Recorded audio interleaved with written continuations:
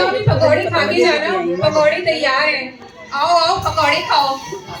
अरे नहीं, पकौड़े, I am on a weight loss journey. Please मैं तुम्हारे इतने हाई कैलोरी पकौड़े नहीं खा पाऊंगी। अभी कल ही तो मैं अपने लिए डाइट चूड़ा लेके आई हूँ सुपर मॉल से, लेकिन उस डाइट चूड़ा की कहानी तो मैं तुम्हें क्या बताऊं। वो जो खाकी कलर के बॉक्स में आता है, तुमने भी लिया होगा डाइट चूड़ा, बहुत महंगा भी आता है। हाँ, उसे कह के तो ये बेचा गया मुझे कि बहुत टेस्टी है, लेकिन जब मैंने एक चम्मच खाए तो आई रियलाइज कि इसमें वो बात तो नहीं है। दूसरे दिन फिर मैंने कोशिश की तो थोड़ा सा आधा चम्मच ही खा पाई। अल्टीमेटली मैंने उसे अपनी अलमारी में रख दिया। फिर एक दिन जब अलमारी खोली तो वो पीप करके बोला, मैम मेरा क्या होना है, मेरे इस नमकीन, मुझे क्या करना है। तो मैंने अल्टीमेटली अपनी मेड को दे दिया। अरे मैं तो पतली हो नहीं रही, तू ही पतली हो ले।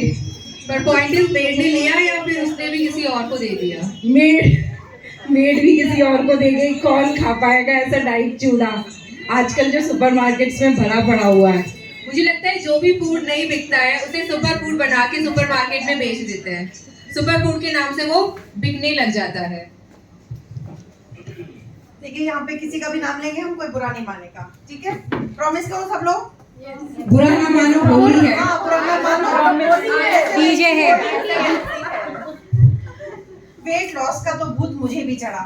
मैं गई उर्वशी मैम के पास एक दिन। उर्वशी मैम से मैंने पूछा कि आप अपने फिगर का राज बताइए, तो उन्होंने क्या बताया, बी वेगन। मैंने कहा वेगन? फिर उन्होंने कहा कि हर चीज, जब से उन्होंने मुझे जो टिप्स दिए, अब हर चीज को लेबल देखो, इसमें दूध का क्या प्रोडक्ट है। कहती हैं कि दूध, भैंस का दूध नहीं, गाय, बात यू टेक आलमंड मिल्क। मैंने कहा आलमंड मिल्क? आलमंड को हमने बचपन से ड्राई फ्रूट देखा था। ड्राई फ्रूट हो ना हो पर ड्राई तो है। अब उर्वशी मैम कह रही है कि आलमंड से दूध निकालो, तो आलमंड अब दूध देने लगेगा। उर्वशी बनना है तो निकालना पड़ेगा। उर्वशी, देखो मैंने उर्वशी मैम से आके कह दिया कि वेगन तो वही बन सकता है जो वेला हो। और मैं तो अभी टोफू खरीद के लाई, लेकिन जब टोफू को खाया तो ऐसा लगा कि पनीर और प्लास्टिक ने एक रात साथ गुजारी। और मार्केट में इतने सारे सीड्स मिलते हैं, flax seeds, chia seeds, pumpkin seeds, ये सीड, वो सीड्स। अब सारे सीड्स हम ही खा जाएंगे तो किसान क्या उगाएंगे? आप योगा तो करती ही होंगी, आजकल इतना योगा डे आपने मनाया। योगा का मेरा असर तो दिखाई दे ही रहा है। तुम भी तो बहुत साइकिल चलाती हो। हाँ, मैंने सोचा था मैं साइकिल आइकॉन बनूंगी, पर ये तो रियल लाइफ की बात है। रेनू मैम कहती है साइकिल तो इतना चलाया, लूज क्या किया? मैंने कहा लूज ही करना था, सिर्फ साइकिल आइकॉन तो बन नहीं पाई, साइकिल चला चला के सिर्फ काली हो गई। और दिव्या, तुम्हारा जो तुम वेइंग मशीन के साथ रोज मॉर्निंग में गेम करती हो, उसके बारे में भी मुझे कुछ पता चला था।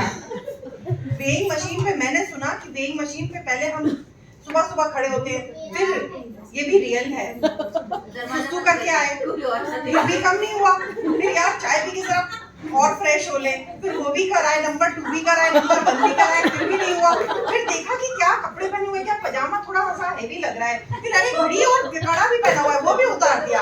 फाइनली वेइंग मशीन को मैंने अपने टॉयलेट के बगल में रख दिया। और दबाने से पहले ही वेट ले पाते हैं, शायद 100 ग्राम कम आए।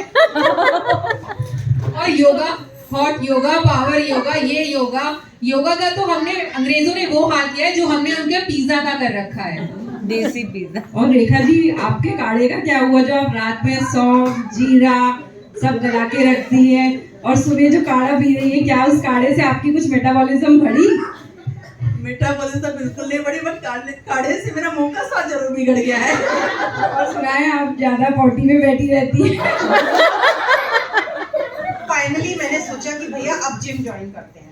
तो जिम की ये कहानी थी कि जिम में 1 महीने के 3000 और 3 महीने के 5000। 4000। तो मैंने कहा ये बात बढ़िया है। फिर जिम की इतनी शॉपिंग हुई, जिम के गारमेंट, जिम के शूज, जिम के ये, अब मैंने इतनी शॉपिंग कर करके ऐसा लगा कि इतनी शॉपिंग तो मेरी शादी की भी नहीं हुई थी। अब गए जिम में, भाई जिम में एक तरफ ग्लास था, और वो ग्लास इसलिए था कि लोग मोटिवेट हों, पर हम ट्रेडमिल पे नीचे गोलगप्पे वाले को देख रहे थे कि अब बस यहाँ से जाते नीचे गोलगप्पे खाने। फिर हमें रिचा मैम ने कहा नहीं रिचा मैम हाँ, मैंने एक दिन रास्ते में मिली मैंने कहा मैम आपकी क्या फिटनेस का मैम ये भी सच है प्लीज बुरा मत मानिएगा मैंने कहा मैम आपकी फिटनेस का क्या राज है अब मैम ने जो चीजें गिनाई मैं कार्डियो करती हूँ पाइलेट्स स्क्वैट्स और स्ट्रेंथ ट्रेनिंग ये चलती है मैंने सोचा मैं भी मोटिवेट हो गई मैंने कहा अब मैं पर्सनल ट्रेनर रख के जा रही हूँ मैम की तरह मुझे भी बनना है अब वो पर्सनल ट्रेनर ने जो हाल किया बस मरने से ही बच गए उसके बाद जब लेट के मैट पे पड़े रहते हैं फिर पर्सनल ट्रेनर आके क्या कहता है चलिए मैम एक और सेट तभी तो कहते हैं पर्सनल ट्रेनर में और यमराज में बस थोड़ा सा ही फर्क है। और ये फॉरेंसिक वाली रिचा मैम ये तो इतनी इंस्पायरिंग है हमारे देश में अगर कोई वेट कम कर ले तो ये माना जाता है कि जिसका वेट गिरता जा रहा है उसका IQ बढ़ता जा रहा है। अरे फला आंटी ने वेट कम किया है अरे उनका बेटा तो हार्वर्ड यूनिवर्सिटी में टॉप हुआ है अरे तू रहने दे उनकी मुझे आंटी से बात करने दे उन्होंने कैसे वेट कम किया है हार्वर्ड तो सब चल जाएगा। तो हमारे देश में ये तो है कि जिसका वेट कम हो गया उससे अलग से इंटरव्यू होगा। हाँ जैसे अब डॉक्टर नीतू का होगा। हाँ तो बताइए आप क्या करती थी रिचा मैम आपने क्या करती थी इनका इंटरव्यू मैं भी 2-3 बार ले चुकी हूँ।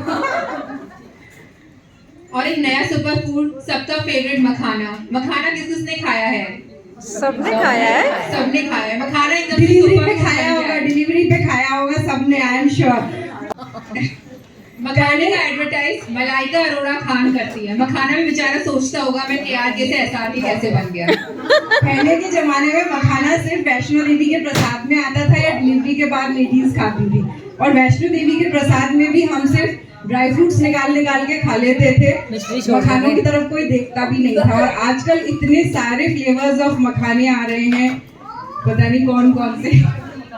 और तो और फेसबुक पे लोग एक्टिव हो जाते हैं वेट लूज करने के बाद अगर कोई फेसबुक पे बार बार किसी के आ रहे हैं मान लो तो या तो वो फॉरेन किया है या उसने वेट लूज किया है जैसे दिव्या मैम। हाँ वेट लॉस के बाद मेरी before and after journey. Thank you and sorry please